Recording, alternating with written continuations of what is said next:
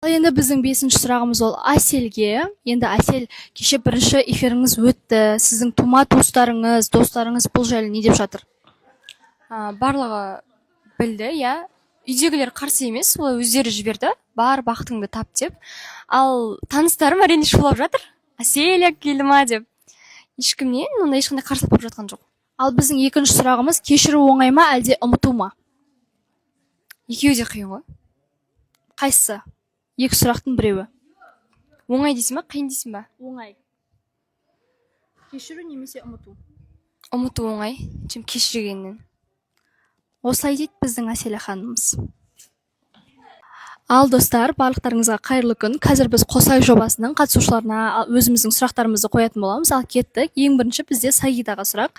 Енді Сагида, кеше бізде алғашқы эфир өткен болатын. Сіздің тума туыстарыңыз, достарыңыз негізі не деп жатыр?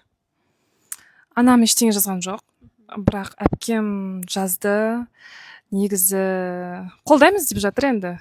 Бірақ қолдап жатыр. Енді екінші сұрағымыз бізде көпшіліктің ойында жүрген сұрақтардың да бірі осы Қосай жобасында қатысушыларға.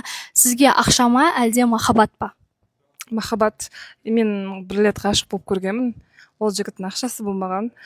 Сол себепті мен өзім ақша беретінмін. Ол кезде енді бала болғанмын. Сол кезде түсіндім, что өмірде махаббат маңызды. Иә, осымен біздің Сагидаға деген сұрақтарымыз аяқталды. Ал енді біздің төртінші сұрағымыз ол Лаура ханымға. Лаура ханым, қош келдіңіз. Енді кеше алғашқы эфир өткен болатын. Сіздің тума туыстарыңыз, достарыңыз бұл жайлы не, қандай ойда негізі?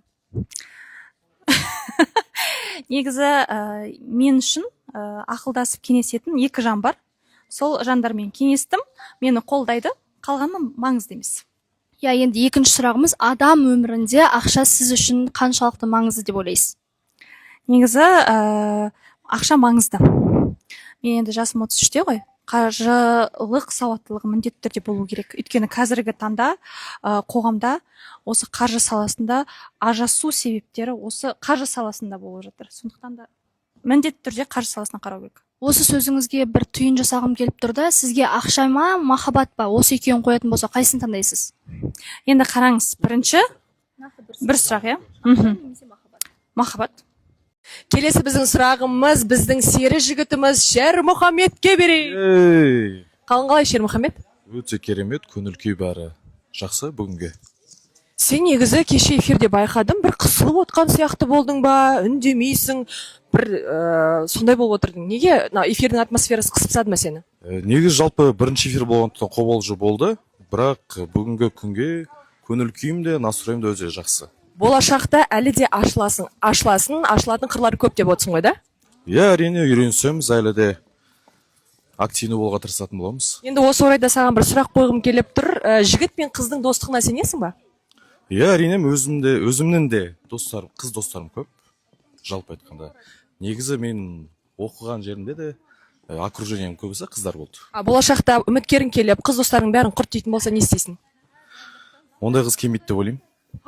Егер сөйтіп айтатын болса, сен сразу ойын өзгертеміз. Құрметті оқырмандар, біз дәл қазір бірінші жарнамаға шықтық. Мен білмеймін, қобалжып тұрмын, өзім уайымдап тұрмын. Себебі дәл қазір студияда жарнама уақытында енді барлығы бірі су ішіп деген сияқты далаға шығып сөйтіп жүр. Ал біз бірінші таныстығымызды Арман деген жігіттен бастап жатырмыз. Негізі өзім жаңа қалай басталады, тек бір ұмытып қалған адам сияқты тұр еді, қобалжып. Қазір әйтеуір басталды. Болғаннан болады, қызық дейді ғой енді. Қаншама күн бойы уайымдап жүріп, әйтеуір басталды ма деп жатырмын. Сіздер міндетті түрде біздің YouTube арнамыздан тікелей эфирден Еуразия бірінші арнасынан қосылып қараңыздар. Құрметті оқырмандар, бүгін біздің студиямызда 8 маусымның ашылуына қонаққа арнайлап өзінің ән шашуымен келген Біржан Демеуұлы қонақта. Қош келдіңіз. Енді әніңіз керемет. Мүмкін мына жерге қойып қоясыңдар деп. Қош көрдік. Сіздерге рахмет шақырғандарыңызға. Көріп отырмын. Керемет, бәрі студия, барлығы маған ұнап тұр. Жаңа маусым, енді құтты болсын, сіздерге шығармашылық табыс тілеймін. Тек сіздерге сәттілік. Көп рахмет. Сіз де бойдақ екенсіз. Иә. Үйленбейсіз ба, бізге келмейсіз ба? Әлі сәл ерте секілді. Ерте? Иә. Хит әндер жазып Иә, тастайын. жазып тастайық бірінші.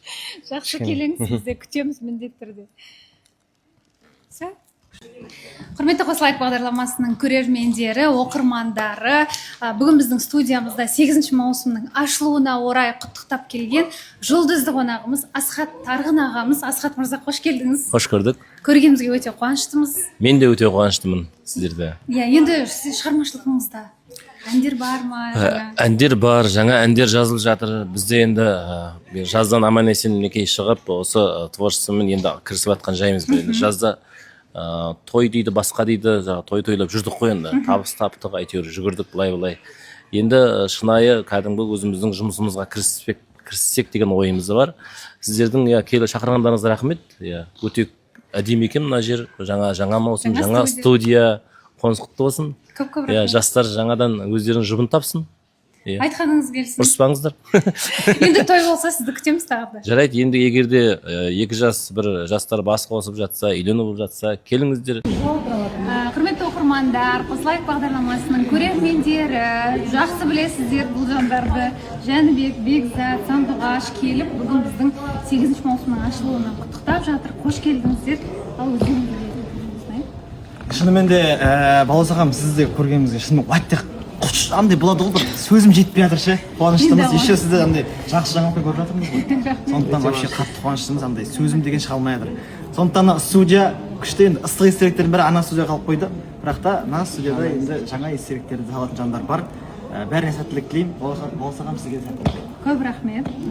Бүгін мынау қырдың қырмызы гүлінде әдемі қылып тұр балауса ағам. Және де бұл декорациямен өте әдемі көрініп тұрсыз.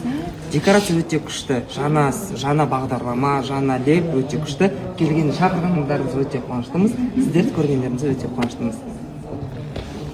Жаңа студияға құтты болсын айтып, шашу шашып келген түріміз бар. 8 маусым